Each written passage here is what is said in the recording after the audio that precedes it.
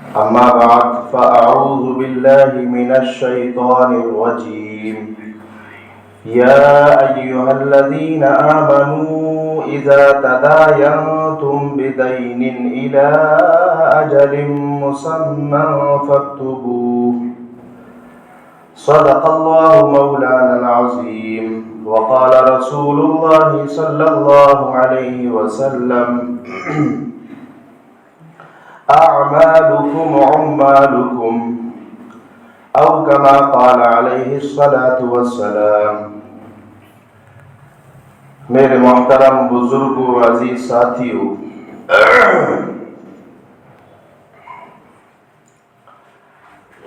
اللہ رب العزت نے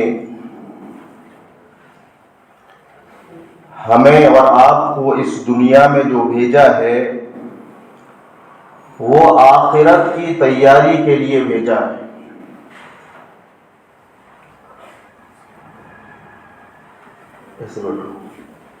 اللہ رب العزت نے جو ہمیں بھیجا ہے وہ آخرت کی تیاری کے لیے بھیجا ہے. اس لیے ہر مسلمان کا عقیدہ ہے کہ اس دنیا کے اندر ہم اپنا ایمان کو بچا کر لے جائیں اور اللہ تعالی ہمیشہ رہنے والی جنت میں جگہ عطا فرمائے. یہ سب کا یہ عقیدہ ہے اور اسی کے لیے محنت ہے. اور رہا دنیا تو ایک اللہ رب کے نبی صلی اللہ علیہ وسلم نے قید خانے کی طرح بتایا. قید خانہ کیوں بتایا؟ اس لیے کہ یہاں ہم اللہ کے بتائے ہوئے طریقے پر چلیں گے.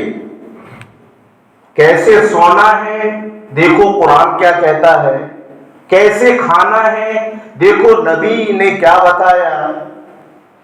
تو ہم اس معنی کر کے اپنی مرضی نہیں چلائیں گے. لیکن جنت میں ایسا نہیں ہے.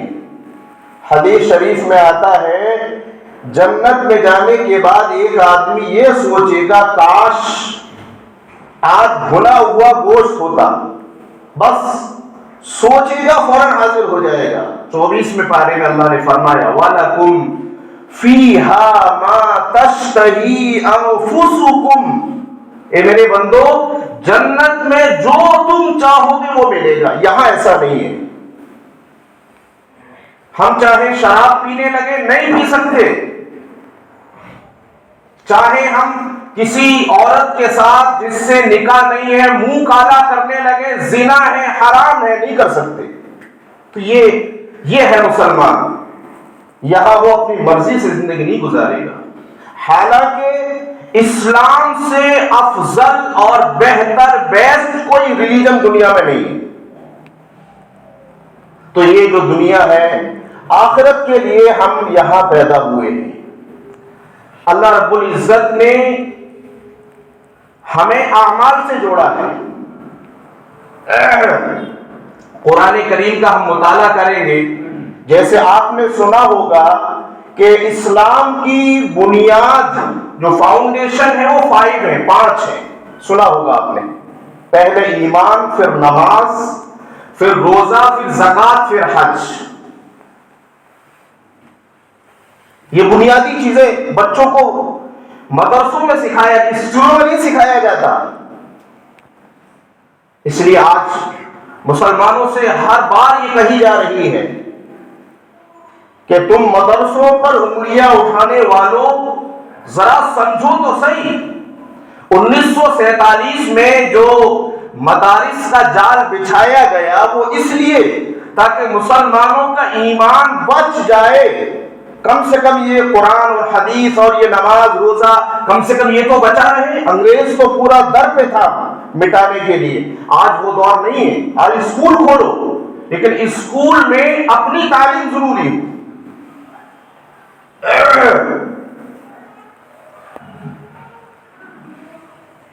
تو اللہ رب العزت نے اس دنیا میں جو ہمیں بھیجا ہے وہ آخرت کی تیاری کے لیے بھیجا ہے.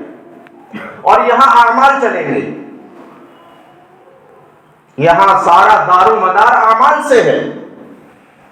اللہ کے پیارے رسول جناب محمد رسول اللہ صلی اللہ علیہ وسلم نے ایک حدیث میں ہمیں بتا دیا، تم گھبرا رہے ہو؟ کیا تم نے اپنے اعمال کو دیکھا؟ اللہ کے نبی صلی اللہ علیہ وسلم نے فرمایا جیس اعمالکم اعمالکم، دو ورڈ ہے، پہلے بھی بتایا تھا۔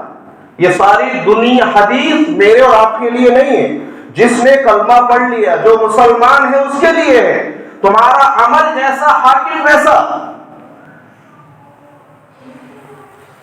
یہ فیصلے تو اللہ کرتا ہے کہ حکومت یہ ظلم کر رہی ہے، حکومت یہ کر رہی ہے، یہ فیصلے تو اللہ کرتا ہے۔ صحابہ کرام ہم نے اپنی تاریخ کو نہیں پڑھا، نبی علیہ السلام کو خود دشمنوں نے قید کر دیا، شیعہ ابی طالب، یہ تاریخ ہے، صحابہ کو قید کر دیا، تمہیں نکلنے نہیں دیا جائے گا۔ صحابہ کرام کھانے کے لیے بے چین، حدیث شریف میں آتا ہے اپنے چمڑے کے موزوں کو اتار کے ابال کے کھایا ہے صحابہ نے۔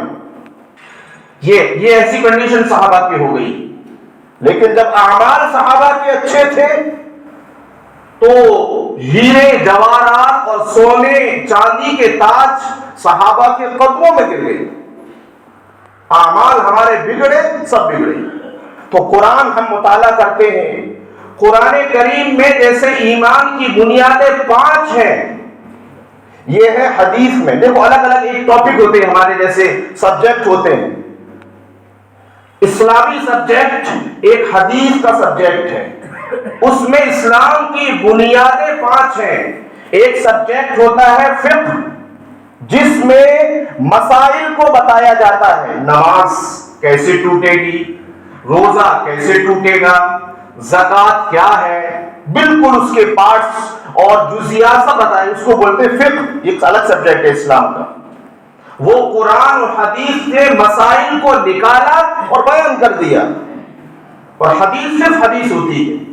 ان فقیہ، فقہ کو لکھنے والے کو فقیہ بولتے ہیں، حدیث کو پڑھانے والے کو محدث بولتے ہیں۔ تو فقیہ جو حضرات ہیں انہوں نے اب پورے اسلام کو انہوں نے بھی 5 میں جوڑا ہے۔ سب سے پہلے عقائد، ہمارے بچے پڑھنے والے یا میں اور آپ، دنیا کا ہر مسلمان، اس کا عقیدہ صحیح ہے؟ سب سے پہلے انگریزوں نے مسلمانوں کے عقائد خراب کیے، آج بھی ہیں، امریکہ سے لے کر یہاں تک پوری دنیا میں جہاں بھی مسلمان رہتے ہیں، چاہے وہ سوشل میڈیا ہو، کتابوں کی شکل ہو، جہاں انسان کی پہنچ ہے وہ مسلمانوں کو شک میں ڈال دے۔ کوئی کہتا ہے کہ حضرت عائشہ کو اتنی جلدی شادی کر لی، یہ شکوک و شبہات میں ہمیں اور تمہیں ڈالا جائے گا، اور ہم عقیدہ ہمارا خراب ہو جائے گا۔ نماز تو بعد میں ہے، پہلے نبی سے محبت ہے، روزہ بعد میں ہے، پہلے قرآن سے محبت ہے، عقیدہ ہمارا خراب کر دیا جائے گا۔ لو تمہارے نبی نے 11 شادیاں کی، ان اندھوں کو یہ نظر نہیں آتا کہ نبی علیہ السلام نے صرف ایک شادی کی ہے کنواری حضرت عائشہ سے، اور باقی شادی سب وہ کوئی طلاق شدہ ہے، کوئی عمر میں زیادہ ہے، کیونکہ بتاتے اعتراض کرنے والا نابینا کی طرح ہوتا ہے بلائنڈ اسکول۔ تو سب سے پہلے عقائد، دوسرا عبادات، عبادات میں نماز روزہ، تیسرا ہے معاملات، جو میں نے حدیث سے آپ کو اس کو جوڑا ہے۔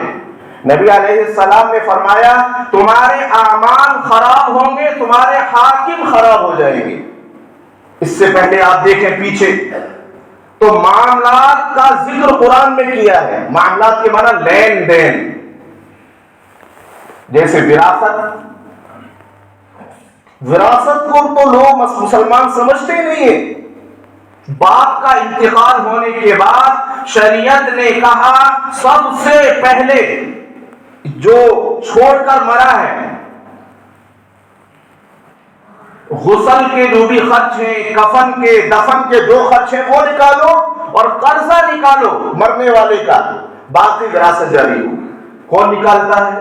اور ہم حرام اور حلال مکسنگ کھا رہے ہیں، پھر کہہ رہے ہیں کہ ہماری دعائیں قبول نہیں ہو رہی۔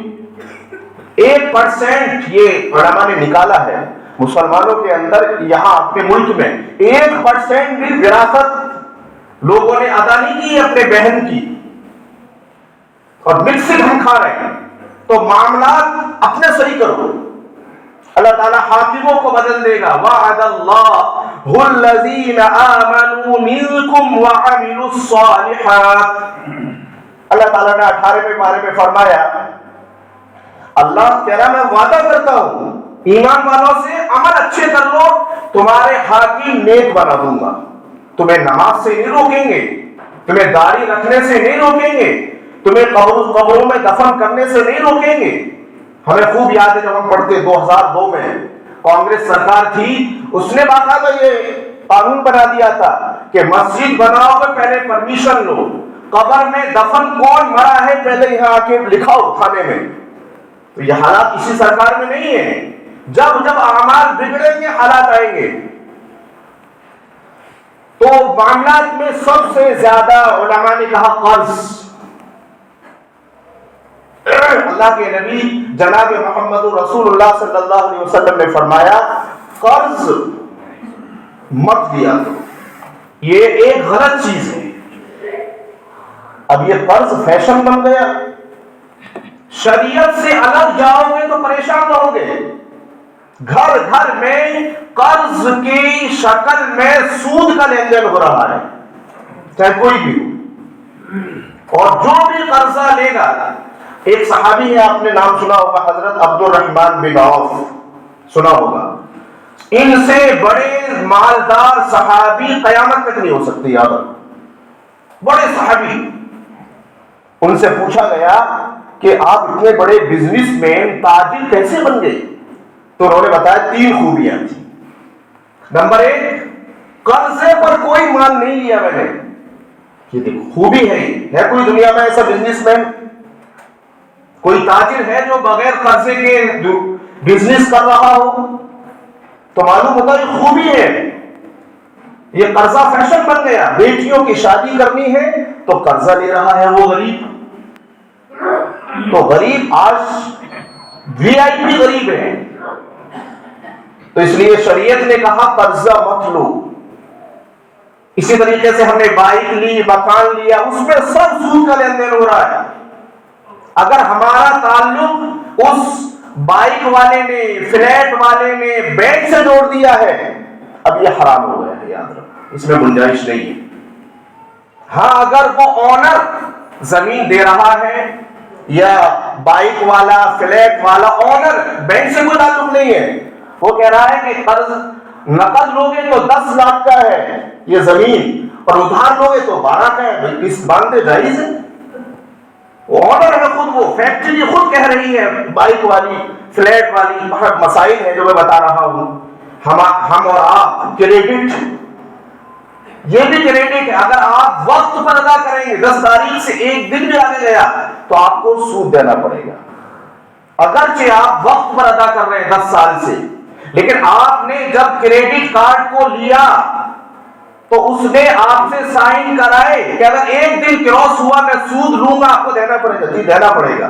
علماء نے کہا لعن اللہ آکل الربا، سود کھانے والے پر اللہ کی لعنت، سود دینے والے پر اللہ کی لعنت، سود کا لین دین کا معاملہ کرنے والے پر لعنت، یہ بھی لعنت ہے۔ اس لیے علماء آج ہمارے ہندوستان میں کہہ رہے ہیں کہ کریڈٹ اگر گورنمنٹ کی طرف سے ضروری کر دیا گیا مسٹ، تو پھر مجبوری ہے۔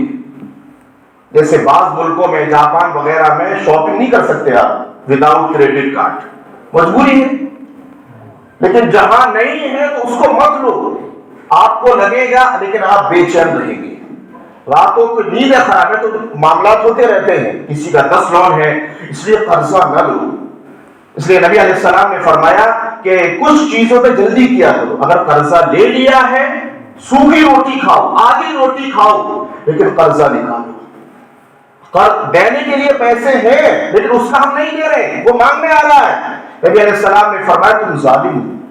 خالی ظالم یہی نہیں ہے کہ آپ نے کسی کی زمین دبا لی، کسی کا نہیں، ظالم یہ بھی ہے پیسہ ہے، قرضہ ہم جس سے لیا ہے دے سکتے نہیں دے رہے، بہرحال یہ میں بتایا ایک چھوٹی سی چیز کہ نبی علیہ السلام نے فرمایا جیسے تمہارے اعمال ہوں گے ویسے حاکم پیدا ہوں گے. یہ ایسا یا جو بھی چیزیں ہیں حکومت کی طرف سے یہ ہمارے اعمال ہیں، لیکن یہ تمام چیزیں ہمیں کرنی ہیں.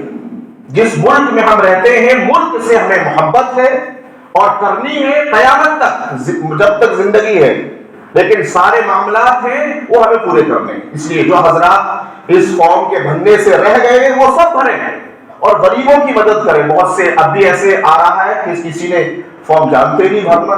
بھائی میں اور آپ کے اپنے بھائی کے لیے ہم اتنا نہیں کر سکتے ایک دن کی چھٹی میں؟ اور جو لوگ ہیں غریب ادھر ادھر گھوم رہے ہیں، کوئی جھوپڑی میں ہیں، غریب ہیں، ان کے جا کے ہم یہ چیزیں کریں. یہی تو اسلام نے کہا نمازیں پوری رات آپ پڑھتے رہو، ایک آدمی کی مدد کر دو وہ تمہارے پریشانیوں کو دور کر دے گا. اللہ تعالیٰ عمل کی توفیق.